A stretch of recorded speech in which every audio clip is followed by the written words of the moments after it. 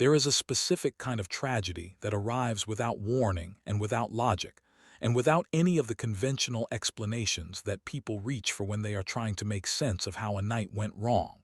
Not a drug deal gone bad, not a robbery, not a history of conflict between two people that had been building for years toward an inevitable collision. Just a man who went somewhere because someone needed help, who arrived unarmed, who sat in his car, and who was shot once and never recovered. Adreian Payne was 31 years old. He was 6 feet 10 inches tall. He had played in the NBA for the Atlanta Hawks, the Minnesota Timberwolves, and the Orlando Magic. He had played professionally in Turkey, France, Greece, Lithuania, and China.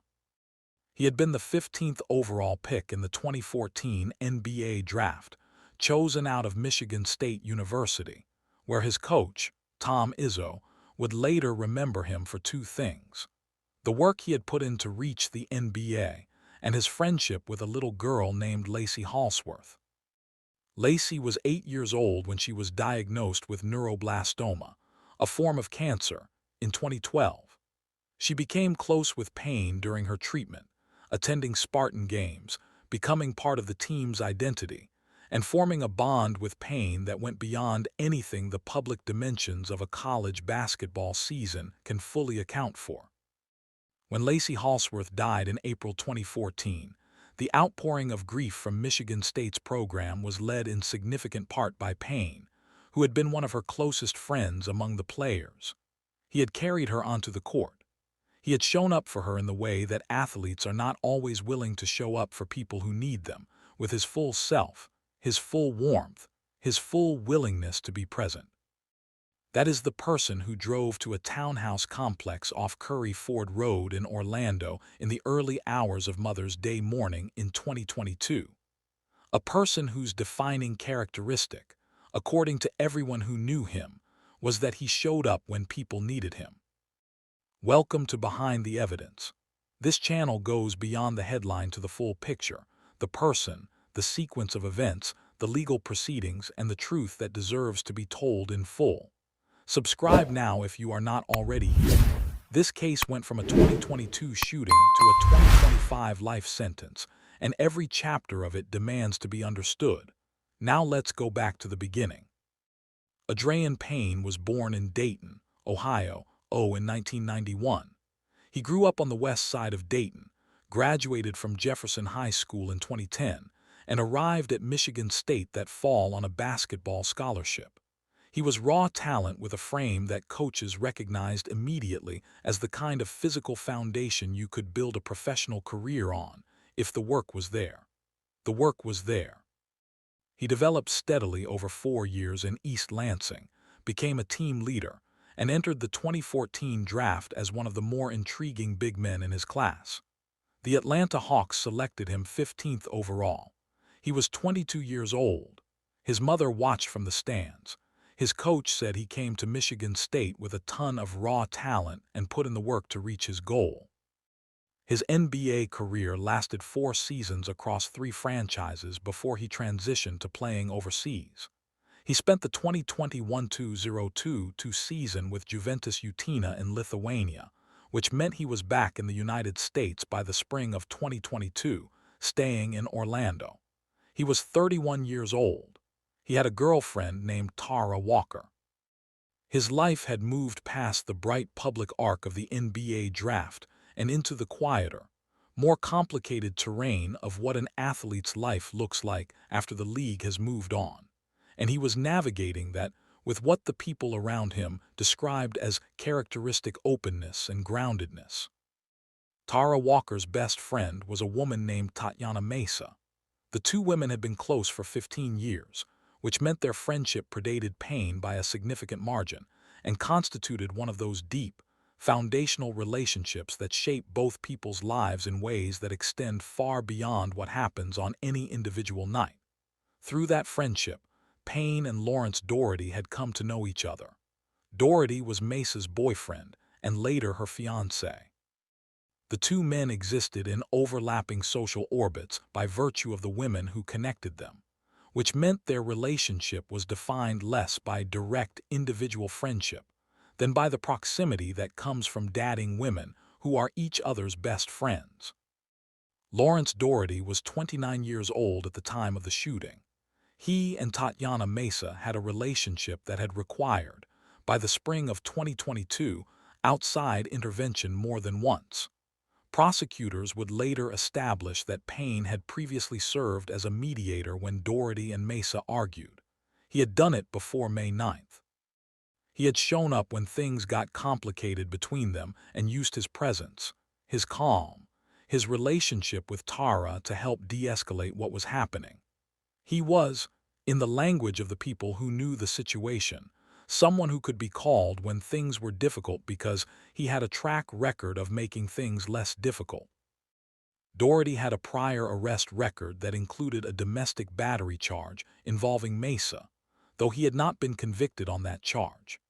That detail sits in the background of everything that happened on May 9th, 2022, not as a definitive statement about what kind of person Dority was, but as a piece of context that the prosecution would later use to frame the situation Payne was walking into when he drove to Curry Ford Road.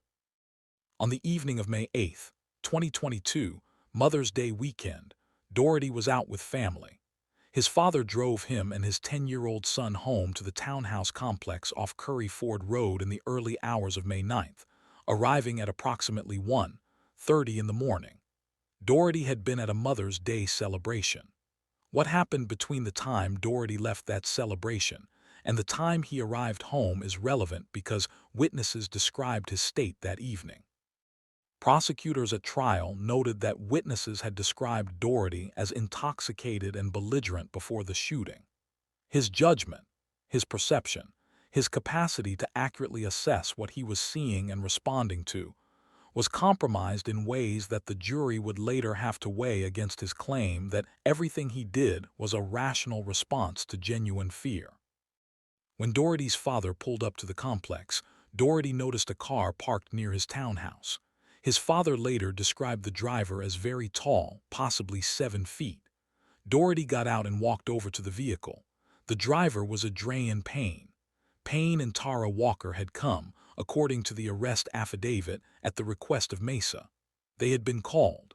They had not arrived uninvited or unannounced in any way that constituted a threat. They had responded to a situation that was already in motion before they got there, in the way that Payne had responded to this kind of situation before. What happened in the moments between Dority approaching the car and the shot being fired is where the two competing accounts of this case diverge, in ways that a jury would spend 3 years in legal process and 90 minutes in deliberation resolving. Dority told investigators, and later told the jury from the witness stand, that Payne had threatened him. That Payne had said, "I'll smoke you, bruh," words that Dority interpreted as a direct threat. That Dority had seen what he believed was a silver object in Payne's waistband, which he took to be a weapon. That he had been intimidated by Payne's size and genuinely feared for his life and the safety of his family. That everything that followed was a response to a credible and immediate threat that left him no choice. He went back inside his townhouse. He retrieved his firearm.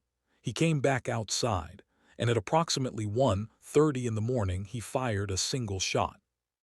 Tara Walker was there. She saw what happened.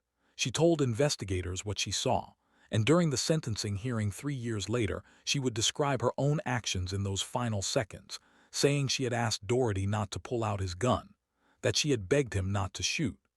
Court TV reported that she had warned him before the shot was fired. Surveillance video captured a woman saying, "Do not pull your gun out, and we were asked to come here before the sound of the gunshot." That woman was Tara Walker, standing between her boyfriend and the man who had a gun out, saying the words that might have changed everything, and watching them fail to change anything. Adreian Payne was shot once. The gunshot wound was to the arm and chest. He was found unresponsive in his vehicle. Orange County Sheriff's Office deputies arrived at the scene and found him there. He was transported to the hospital. He was pronounced dead. He was unarmed. He had no weapon. He had not followed Dority. He had not gone onto Dority's property. He was in his car. The man who shot him had gone inside his own home, retrieved a firearm, come back outside, and walked to where Payne was sitting. Lawrence Dority stayed at the scene. He did not flee. He was transported to the Orange County Sheriff's Office headquarters, where he was interviewed by homicide detectives. He maintained from the beginning that he had acted in self-defense. He was arrested on a first-degree murder warrant and taken to the Orange County Jail. The case moved into Florida's legal system, where it would sit for 3 years before trial. During that period, Dority's defense team filed a motion under Florida's Stand Your Ground statute, which provides legal immunity from prosecution for individuals who use deadly force when they reasonably believe it is necessary to prevent death or great bodily harm to themselves or others. The motion was denied. The judge who reviewed the motion determined that the factual record, specifically that Payne had not followed Dority, had not gone onto his property, and was sitting in a vehicle when he was shot, did not support the legal threshold required for Stand Your Ground immunity. The case would proceed to trial. In July 2025, 3 years after Adreian Payne was killed, Lawrence Dority stood trial in an Orange County courtroom. The trial lasted nearly 2 days. Prosecutors presented the surveillance video, the body camera footage from officers who responded to the scene, the witness testimony of Tara Walker and others who had been present, and the physical evidence confirming that Payne was unarmed. They argued that the entire sequence, Dority going inside to get his gun, coming back out, walking to Payne's vehicle and firing, constituted an act of aggression, not defense. The defense brought their own arguments. Dority took the stand in his own defense, which is a significant strategic decision in any criminal trial because it exposes the defendant to cross-examination. He told the jury about his fear, about the size difference, about the words he believed were a threat, and then Dority's attorney produced something unusual at trial, a life-size cutout of Adreian Payne. 6 feet 10 inches of cardboard placed in the courtroom, meant to convey physically to the jury what Dority said he experienced when he looked at the man in that car. It was a piece of theater designed to make the jury feel, in some visceral way, what Dority claimed to have felt in the dark outside his townhouse on Mother's Day morning. It did not work. The jury deliberated for 90 minutes, 90 minutes for a trial that had taken 3 years to reach. They returned a unanimous verdict of guilty on the charge of second-degree murder. 2 special findings were attached to the conviction, which would influence the sentencing. Dority dropped his head briefly when the verdict was read. There was a reaction from the gallery. Payne's family celebrated outside the courtroom. They had waited 3 years. The verdict was the first step. The sentencing hearing, scheduled for August 29, 2025, would be the second.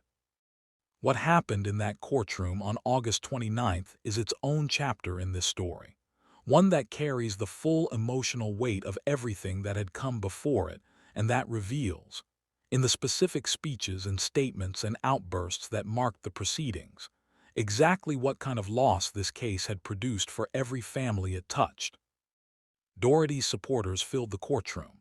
Tatiana Mesa, his fiancée, the woman whose call had brought Payne to Curry Ford Road that night, led a series of character witnesses who described Dority as a devoted father and a community presence. His 13-year-old son took the stand. He described his father as his mentor and his coach. He broke down in tears. The testimony came 2 days before his 14th birthday. Dority's mother struggled to maintain composure. She said she knew her son would never do anything out of maliciousness. She said she knew his heart. She said he loved hard and was in fear for his life. Then it was the Payne family's turn. Adreian's brother, Adreian Payne, addressed the court. He spoke on behalf of Adreian's children, including a son named Armani who was born after his father's death and who will never meet him. He asked the judge for the maximum sentence. He said he did not want Dority ever to be free to do these things again. Tara Walker stood up. She held 2 large printed photographs of her son. She looked directly at Lawrence Dority and she said the words that will be part of this case forever. She said, "I want to show you who you took." She said, "I want to show you who is growing up without a father." She said, "Thatit, it is Armani. He is 3 now. He does not know his dad because of you." 3 years old. A boy who has never known his father. A father was shot while sitting in a car on Mother's Day morning because he came to help, and someone decided that his presence was a threat that required a lethal response. Dority addressed the court before sentencing. He said his heart went out to the family. He said he had no intent to harm anybody. He said he had no intention of killing anybody or of shooting another father. He asked the judge to imagine how scared any person could be in a situation like that. And then he said something that a defense advocate framed as a reason for leniency, that a sentence longer than the minimum would not just punish him but would punish his children and his family. Judge Greg Tynan imposed the sentence, life in prison with a 25-year mandatory minimum. He said the words clearly and completely and without hesitation. After the sentence was announced, Dority turned toward Tara Walker. He said 3 words to her. "You're a liar, Tara." The woman who had begged him not to pull the gun out. The woman who had been standing there. The woman who had spent 3 years raising a son alone, while his father's killer argued in court that he had no intent to harm anybody. "You're a liar, Tara." Outside the courtroom, members of the Payne family said what they had come to say. Well deserved. It has been a long time waiting. There is something worth sitting with carefully in the broader architecture of this case, something that goes beyond the specific facts and the specific verdict and the specific outburst after sentencing. It is the question of what Lawrence Dority thought he was responding to when he went back inside his house and got his gun. Not what he claimed in court, not the strategic legal narrative of a self-defense argument, but what was actually happening inside him in those moments, between the exchange of words and the decision to go get a weapon. Witnesses described him as intoxicated, as belligerent before the shooting. His judgment was compromised. He saw a man he perceived as large and threatening sitting in a car near his home. He processed that perception through whatever internal framework governed his response to situations that felt threatening, and he retrieved a firearm and came back outside and used it. None of that constitutes a legal defense that the jury accepted. But it points towards something that forensic psychologists who study impulsive violence in the context of alcohol intoxication and perceived threat document consistently. The combination of intoxication, a pre-existing sense of agitation, and the presence of someone large and unfamiliar can produce a catastrophic misreading of a situation. Not an excusable one, not a legally defensible one, but a psychologically legible one. Adreian Payne was not a threat. He was not armed. He was not on Dority's property. He was in his car. And a man who was intoxicated and agitated and already operating from a framework of grievance about what was happening with his relationship and his household looked at a 6'10" man sitting in a vehicle outside his home and made the most consequential and irreversible decision of both of their lives. Adreian Payne was 31 years old. He had played in the NBA. He had played on courts in 5 countries. He had carried a dying little girl onto a basketball floor because she asked him to and because he was the kind of person who said yes to those requests. He had mediated disputes between couples he cared about because he was the kind of person who showed up when things were hard. He had a son who was born after his death and who is now 3 years old and does not know his face, except from photographs his mother holds up in courtrooms. He came to help. He was unarmed. He never left that driveway. Lawrence Dority is serving a life sentence in the Florida Department of Corrections with a 25-year mandatory minimum. He will not be eligible for any parole consideration for a quarter century. He is 32 years old. By the time the minimum has been served, he will be in his late 50s. The legal system has spoken as clearly as it was capable of speaking, given the charges and the verdict. For Tara Walker, speaking is not over and may never be. For Armani, who is 3 years old and does not know his father, the speaking has barely begun. For Tom Izzo, who said today is a difficult and sad day for the Spartan basketball family, and that Adreian would be remembered for his kind heart. His remarks were finished before the legal process started, because what he knew about Adreian Payne did not require a verdict to confirm. Subscribe to Behind the Evidence. Share this for Adreian, for Armani, for Tara Walker, who begged someone not to pull a gun and watched them do it anyway. Behind the evidence there is always more, and we will always find it.